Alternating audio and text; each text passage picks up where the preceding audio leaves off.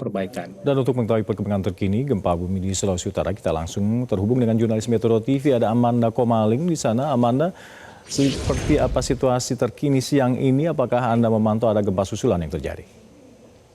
Ya, baik Hamdan. Saat ini saya berada di lokasi tempat di mana runtuhnya bangunan atau yang disebut oleh pemerintah ini adalah bagian aksesoris yang runtuh kemudian menimpa tempat berjualan, dan di samping saya sudah ada Humas Basarnas Manado, Nuryadin Gumeleng.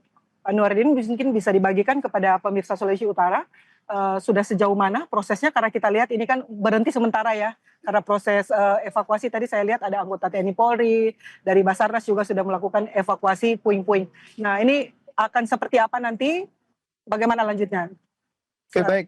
Untuk penanganan sementara, tadi sudah dilakukan asesmen bahwa sudah tidak ada lagi korban jiwa yang diakibatkan oleh runtuhan gedung ini, ya, gedung Hall B ya, Hall B yang ada di KONI di Sario. Nah, kami sudah memeriksa semua keseluruhan gedung, bahwasanya tidak ada lagi korban yang ada di seputaran ini yang terdampak oleh gedung ini. Bikin Mbak Amanda. Kalau sejauh ini apakah sudah ada informasi Pak, berapa sebenarnya jumlah korban? Karena ini kan masih simpang siur, ada yang bilang 5, ada yang bilang 1, gitu. Itu bisa dijelaskan nggak? Oke, baik.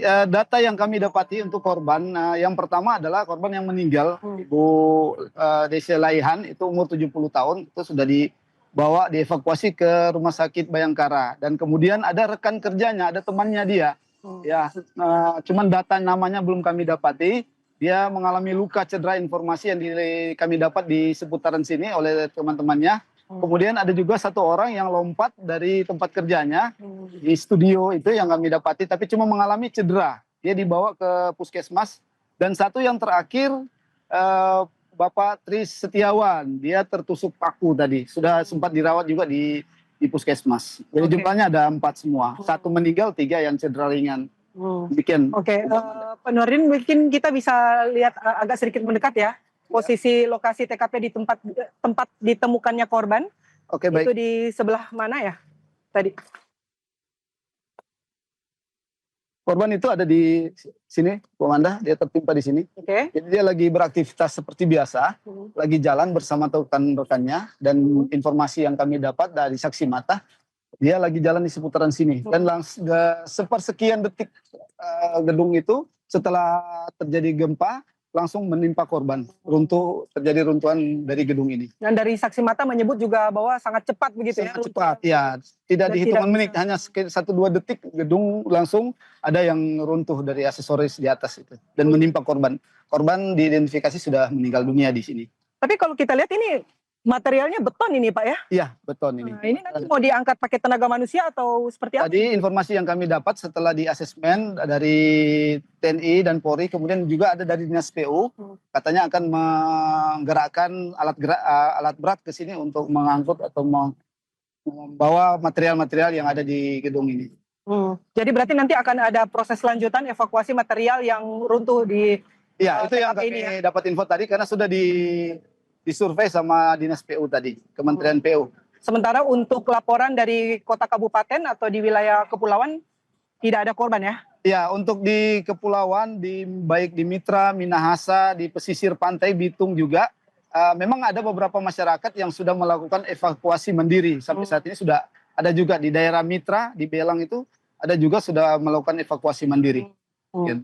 Oke, baik. Terima kasih banyak untuk waktunya, Pak Nuryadin Gumeleng. Ya, baik. Hamdan, dan saat ini kami juga sudah meminta informasi dari pemerintah Provinsi Sulawesi Utara, dalam hal ini Gubernur Sulawesi Utara. Namun saat ini pemerintah Sulawesi Utara, stakeholder terkait gubernur bersama-sama sedang melakukan fitcon dengan KBNPB terkait bencana gempa yang terjadi di wilayah Sulawesi Utara, yang turut dirasakan di Sulawesi Utara. Kita nanti akan tunggu seperti apa. Sementara juga situasi yang berada di lokasi TKP di tempat runtuhnya Hall B Gedung KONI Sulawesi Utara ini. Kita masih tunggu informasi lanjutan.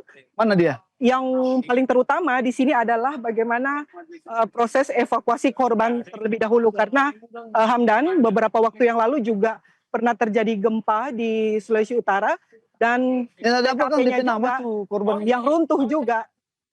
Aksesorisnya itu juga di tempat ini, tetapi berada di sayap sebelah. Kenal Pak DP nama itu? Kemudian yang dipertanyakan oleh publik, Cuma coba gedung hehe dong. begitu sangat rawan ketika terjadi gempa, kemudian bisa runtuh seperti ini. Nanti kalau bisa dilihat, ya. Iya Pak.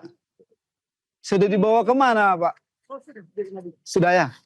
Dimakamkan ini ya? Sementara memang nanti langkah untuk proses Bapak evakuasi kenal tuh DP puing-puing teman yang di sini tadi? bangunan sudah sangat maksimal tadi Ojek dilakukan itu? oleh tenaga manusia. Nanti akan dibantu dengan alat berat untuk proses pengangkatan puing-puing di tempat ini. Kembali ke studio, Hamdan. Baik, terima kasih Amanda Komaling melaporkan langsung dari Manado, Sulawesi Utara. Kami akan terus menunggu update informasi dari Anda. Demikian pemirsa Headline News saat ini, kami akan kembali untuk Anda 1 jam mendatang. Sampai jumpa. Jelajahi cara baru mendapatkan informasi. Download Metro TV Extend sekarang.